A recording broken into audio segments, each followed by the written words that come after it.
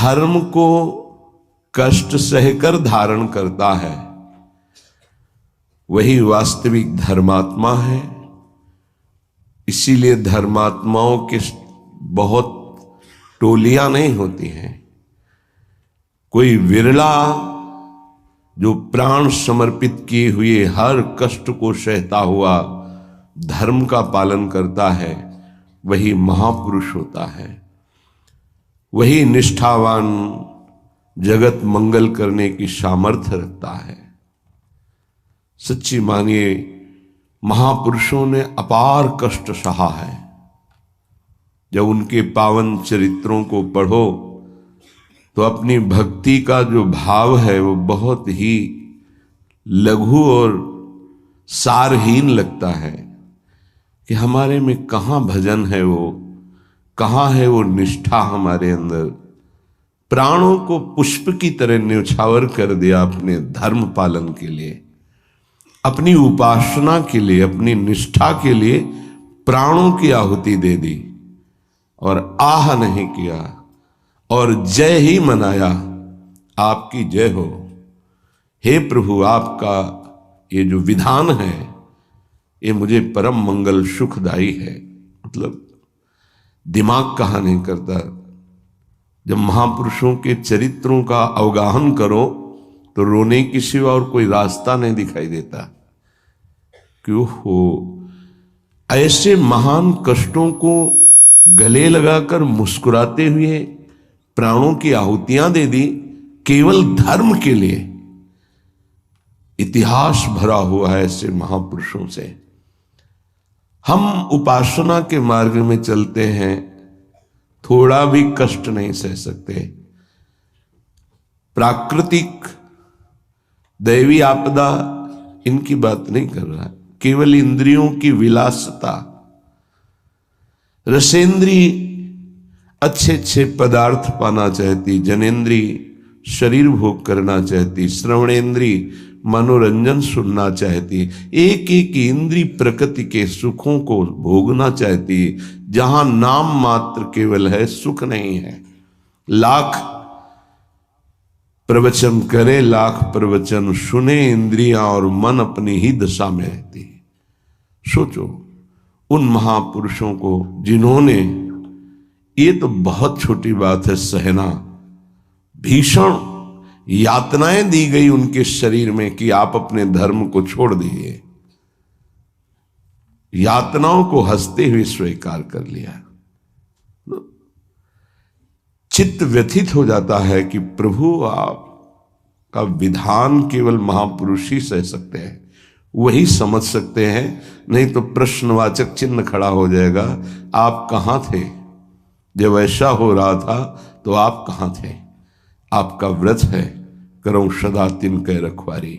महिमा सुनी है सीम की चाप सके को ताशु, बड़ रखवार रमापति। फिर ऐसा, पर वो प्रश्नवाचक चिन्ह शरणागति अधूरी कच्ची होने के कारण होती है।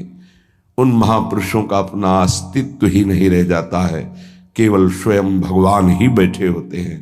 तब ये स्थिति, उपासक सुख दुख को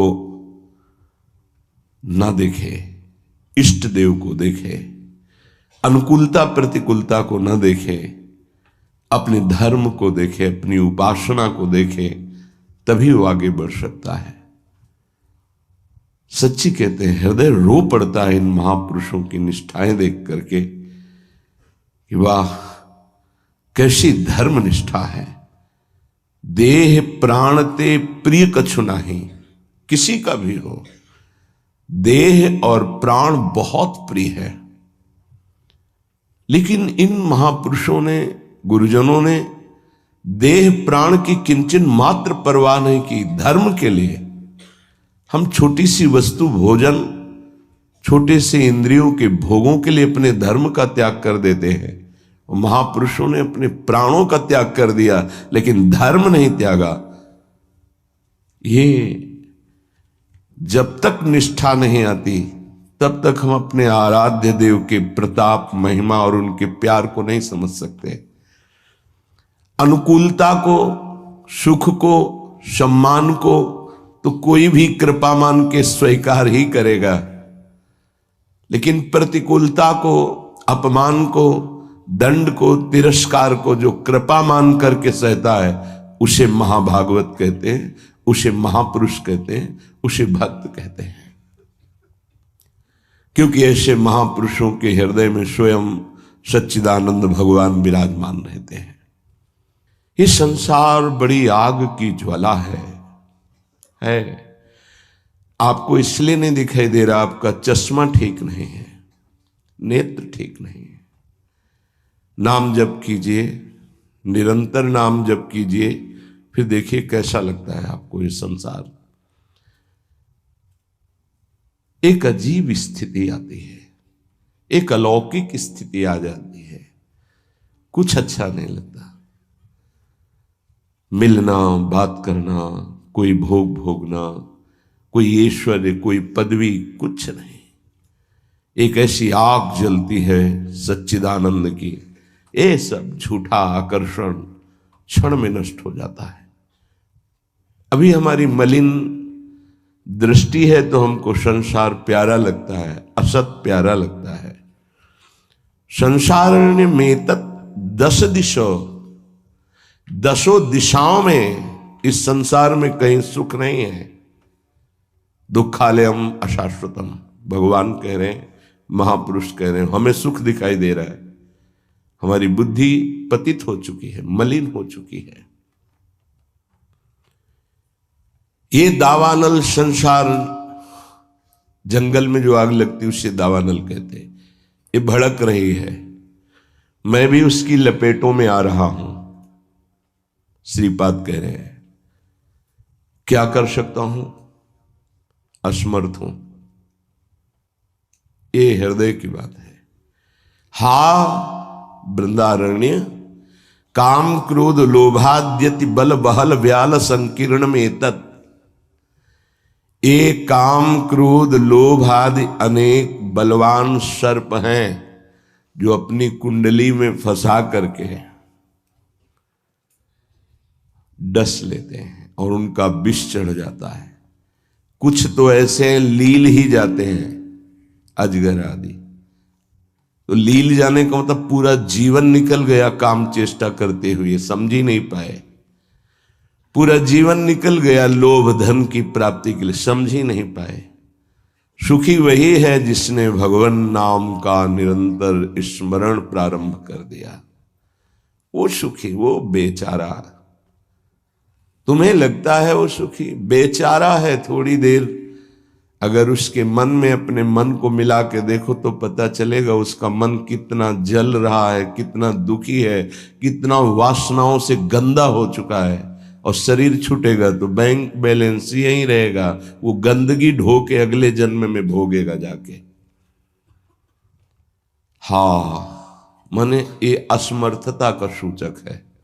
हा वृंदारण्य किम कुर्मः, मैं क्या करूं, कुत्र यामो, कहां जाऊं, आपकी शरण ले लिया हूं।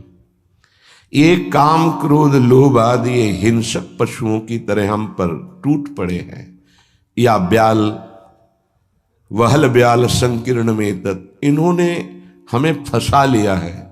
देखो महापुरुष ये निर्विकार हैं, ये हमारी स्थिति को भांप कर बोल रहे हैं ऐसा।